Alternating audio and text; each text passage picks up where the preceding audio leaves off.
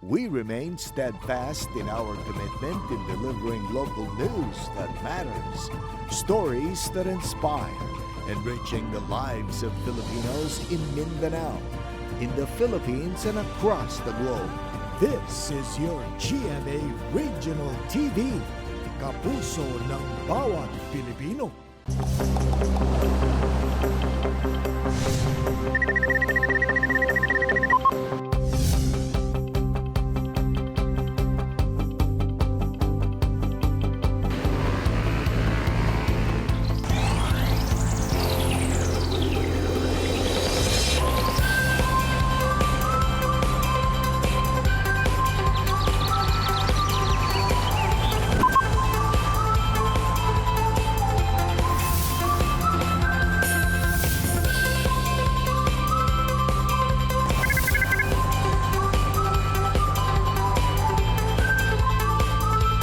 Kini ang At Home with GMA Regional TV. It's a great Monday morning mga kapuso all over Mindanao. Labi na sa mga taga Island Garden City of Samal o Panabo City sa Davao del Norte Province. Sa may buntag. Mayong buntag sab Jill ato sab kamustahon ang ato mga kapuso sa Lagindingan ug Initaw sa Misamis Oriental Province. Mga kapuso, subay sa pagsaulog sa Ramadan, atong makauban ang Secretary General sa Hayatul Ulama Marawi City Chapter nga si Ustad Abdul Rahman M. Tahir ug atong sayron ang ilahang pagpangandam karong Ramadan. Samtang say, dungan natong saluduhan ang gold medalist sa OCR o Obstacle Course Racing sa nilabay SEA Games si atong tuig 2019. Ang dawawan niya si Kayla Rodriguez ug atong sayron unsa ba ni nga klaseng sporting activity. Og sa best talk, makauban nato ang kapuso singer nga si Sams David. Mga puso, alang sa mga mahiligon og sweets, suwak ang atong itampo karong Monday morning sa Kumbira Express. Tama ka na Jill, swak kini sa mga mamis alang sa ilang kids apan with moderation. Ipakita kanato ni Arlene Rule ang paghimo og chocolate chips. Mayong buntag mga kapuso, ako di ay si Arlene ng Lynn's Kitchen at sa episode na ito, ibabahagi ko kung paano mag-bake ng classic chocolate chip cookies na pwede nating ibenta at pagkakitaan. Para sa ating chocolate chip cookies, narito ang ating mga ingredients. 2 cups all-purpose flour, 1 cup choco chips, 3 large eggs, 1 cup butter at room temperature, 1 cup brown sugar, 1 cup white sugar, at 1/2 cup bread flour. Kakailanganin rin natin ng 1/2 teaspoon baking soda, 1/2 teaspoon baking powder, 1 teaspoon vanilla extract, at 1/2 teaspoon na salt or asin. Ngayon, pwede na nating i-mix ang ating mga dry ingredients. So, una, yung ating harina o yung ating all-purpose flour. Mas mainam kapag sifted na yung ating mga flour. Sa recipe na to, hinahaluan namin ng bread flour para mas chewy yung kanyang texture. So, kailangan natin ng 1/2 teaspoon ng baking soda. I-mix lang ng maayos ang ating dry ingredients. Pwede na tayong mag-proceed para gawin ang ating butter mixture. So, kakailanganin natin butter at room temperature. I-beat lang natin ang ating butter at medium speed.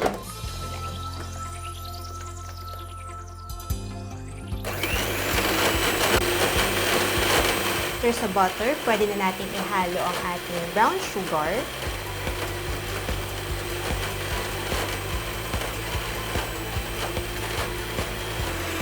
So, sa recipe ko, naglalagay rin tayo ng white sugar.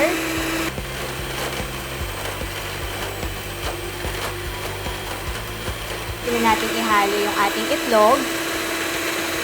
One at a time lang yung ating pag-mix ng egg para ma-ensure na nakahalo siya ng mabuti.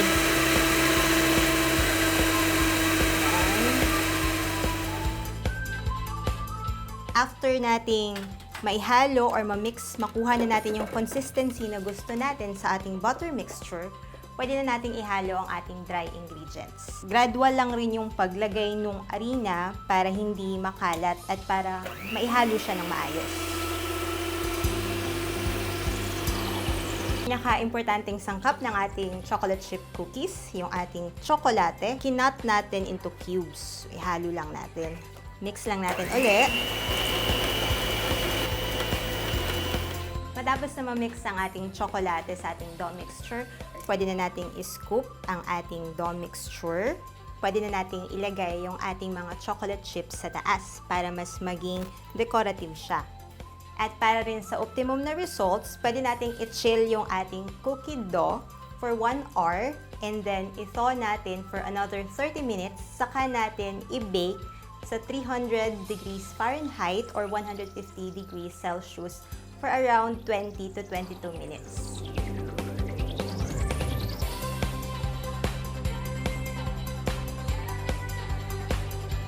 Mga kapuso, ready to eat na ang ating chocolate chip cookies. Ang Ramadan, ang balaang bulan sa pagsamba alang sa atong mga kaigsuonang Muslim. Panahon sab kini sa pagpuasa o fasting nga usa sa 5 pillars of Islam. Paglikay sa mga tawhanong kalipay, mga bisyo ug nakatutok sa pag-ampo ngadto kang Allah. Ginaobserba kini sa ikasam nga bulan sa Islamic calendar, usa ka lunar calendar nga nakabase sa siglo sa bulan. Ang Ramadan magsugod na 10 hangtod 12 ka adlaw nga masayo matag tuig. Usa sa paagi nga timailhan sa pagsugod sa Ramadan kay ang pagbantay sa paghayag sa bulan base sa Islamic calendar. Mga kapuso, ngayong nalalapit na ang pagdiriwang ng ating mga kapatid na Muslim ng Ramadan ngayong taon, ating alamin kung paano ba nila ito isasagawa ngayon na nagpapatuloy pa rin ang pandemya. Upang pag-usapan ang mga bagay na ito, ating makakasama si Ustad Abdul Rahman Tahir, ang Secretary General ng Hayatul Ulama Marawi City Chapter. Sir, Assalamualaikum warahmatullahi wabarakatuh. Magandang umaga po at welcome sa At Home GMA Regional TV. Kamusta? Waalaikumsalam warahmatullahi wabarakatuh. Good morning to all of you, especially to our brother Muslim. Sir, unang-una po para sa kaalaman ng nakakarami, ano po ba ang Ramadan? Ramadan, that is obligation to all Muslim. That is one of the 5 pillars of Islam. That is obligatory to all Muslim. Ramadan being obligatory to all Muslim. Except the children who have not reached the age of puberty and the elderly who have not capable mentally and physically the fasting, and the pregnant woman and the breastfeeding mother and the traveler are exempted, but in other day they can fast in other day. Sa tingin niyo po ba, ano po ang magiging kaibahan ng pagsasagawa ng Ramadan ngayong taon kung ihahalin tulad natin sa mga nagdaang taon? The Ramadan in the previous years, before this pandemic, we have more spiritual and moral activities. For example, malaya na kami nagsisimba sa mga we will perform our prayer gathering, our prayer congregational in the different masjid or mosque, and there is no barrier. But now, it is sad for us because this coming Ramadan, we will follow the guideline and we will observe the protocol set by the DWITS and the LGU. Ano po ba ang magiging sentrong mensahe ng Ramadan ngayong taon na ito, sir? This Ramadan, in order to enhance the spiritual and the moral, and for us, for all Muslims, to have a discipline, because one of the lessons of this Ramadan is to have discipline. Diyan po ba sa Marawi City, ano po ang mga paghahanda na ating ginagawa? Actually, not only in the Marawi, but all Muslim community within this Philippines, we are preparing for the coming of Ramadan. First of all, now we are very, very happy for the coming of the Ramadan, and we will prepare all important things for the Ramadan, including the cleanliness or purification, to buy a new clothes or important dress for the Muslim woman and men.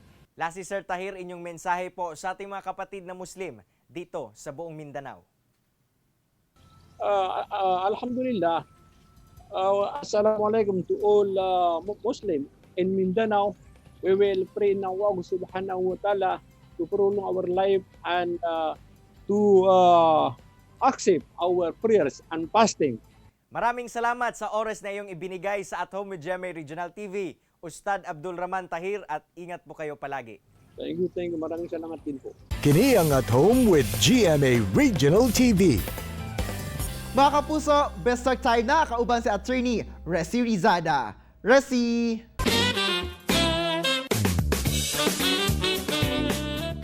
Dagang salamat, Angel! May butag mga kapuso, welcome to Best Talk. Makachikahan nato usab karong buntaga si kapuso singer ug songwriter, Sams David. May butag Sams, and welcome back sa At Home with GMA Regional TV. Kumusta ka na? At how are you holding up naman ngayon na naka-ECQ kayo dyan sa Manila? Maayong buntag, attorney, at sa ating mga kapuso na taga Mindanao. Dito po sa NCR naka-ECQ kami, and so far, okay naman po, nakakapag-adjust naman po, nakakapag-adapt naman po ako ng maayos. At dahil nasabi mo nga na nakapag-adjust ka na, what's your daily routine been like ba? I know that, as a singer, sometimes you can have so much time on the road. Tapos ngayon, you have so much time naman at home. Kumusta ang naging adjustment mo naman, Sams? Siguro for me, I'm really blessed na yung adjustment was easy for me. Kasi before naman mag-pandemic and nagkagawa na ako ng content sa social media. So ngayong nagka-pandemic and nagka-ECQ, parang mas nag-focus lang ako doon, and na-enjoy ko yung paggawa ng contents for my online supporters sa mga social media accounts ko. Napaka-productive mo kahit nasa bahay ka, Sam. We're so intrigued. Ano ba itong sophomore single na ila-launch mo malapit na? Please tell us more about it. Ayan mga kapuso, I'll be releasing my latest single, my sophomore single. It's called I Need to Know, and this is written by Mr. Christian Bautista, and it is under GMA Music. At syempre, hindi makakompleto ang aming umaga without hearing a few lines from you of your latest single, I Need to Know. Baka pwede mo naman kaming pagbigyan and sing us a few lines, Sams. I need you to hear what I gotta say. It's been quite a while that I've been feeling this way. It's starting to drive me crazy. Can't stop thinking, who will it be? I'm gonna cut it there. So abangan nyo na lang po sa April 15 ang single ko, and maraming salamat. Excited na kami for you, Sams. Once again, congratulations for your second single. And I do hope that you'll have more success this year, given na you're so humble, very grounded, and very talented. Thank you very much, Sams, for joining us this morning. Thank you po, and God bless everyone. Always remember to stay safe and always have a humble heart, because a humble heart is a grateful heart, and a grateful heart is a happy heart. Thank you, everyone. And that was Kapusang Sams David. Tutok lang mga kapuso, kami balik pa At Home with GMA Regional TV. Kini ang At Home with GMA Regional TV.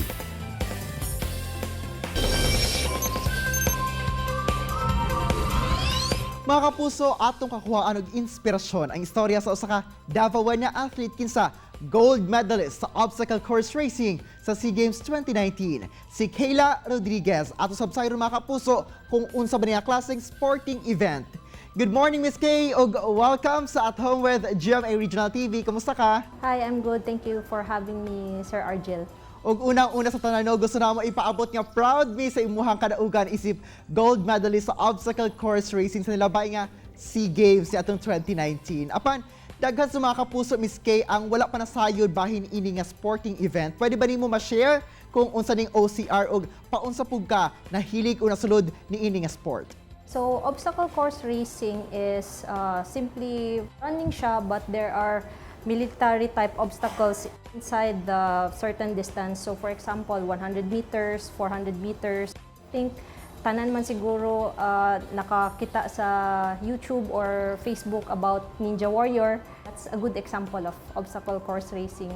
The reason na in love ko is because it was a combination of two of the things that I love, which is running and sport climbing.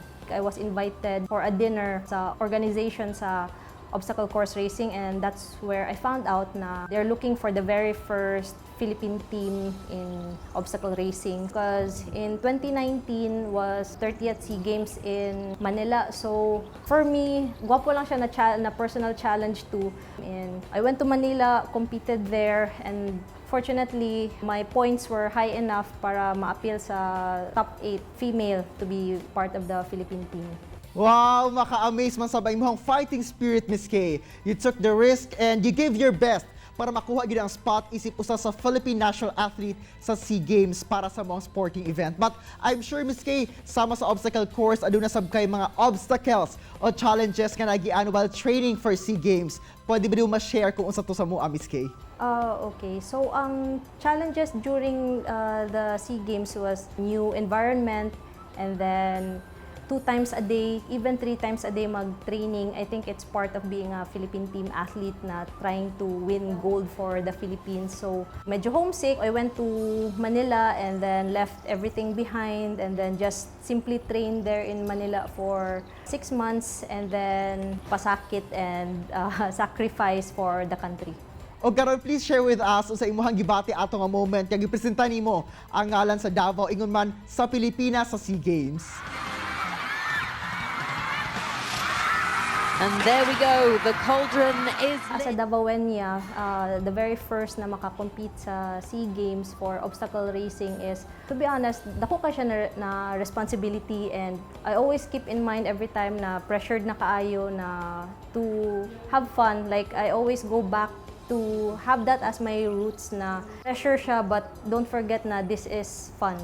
So finally, naabot na gid to ang time, and then even before pa ko nag-race, I feel na worth it na tong sacrifices, because at that time na you have your fellow countrymen cheering for you na wala pa gani ka naka-start, so boost up na imong spirits. Tapos at that time, I feel like I already won, to be honest, and then it's just about racing the game itself. So personally, wala pa race, feeling na ginako winner nako. So it's just about giving my best on the time na mag-race na gyud, and then give it all up to Him, kay God, and then hope for the best, because whatever happens on race day will happen man gyud.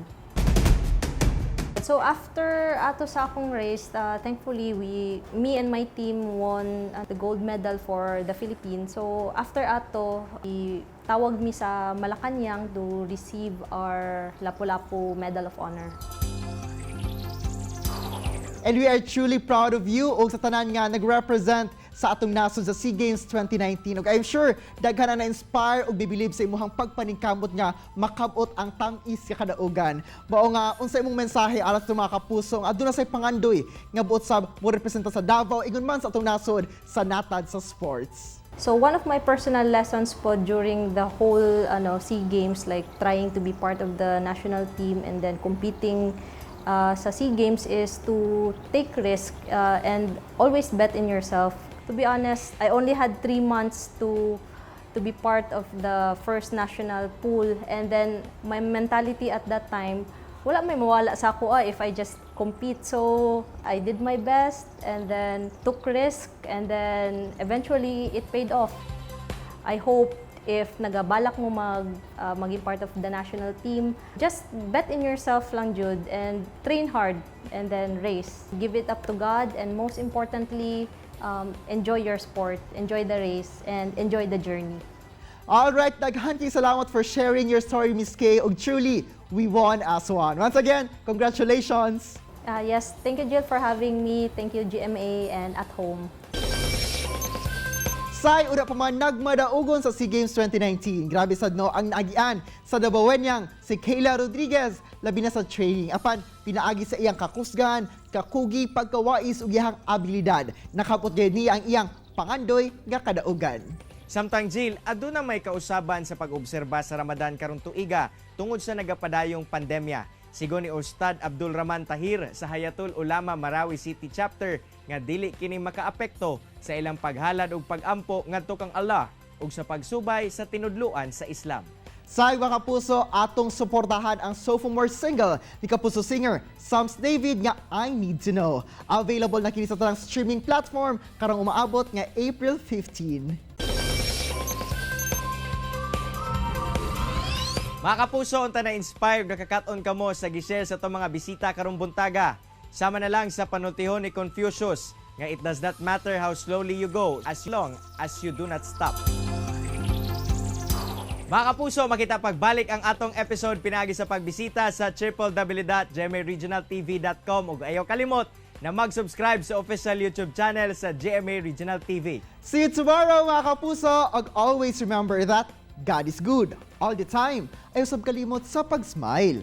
Amping! Stay home, stay safe, and stay healthy mga kapuso. Ako, si Cyril Chavez.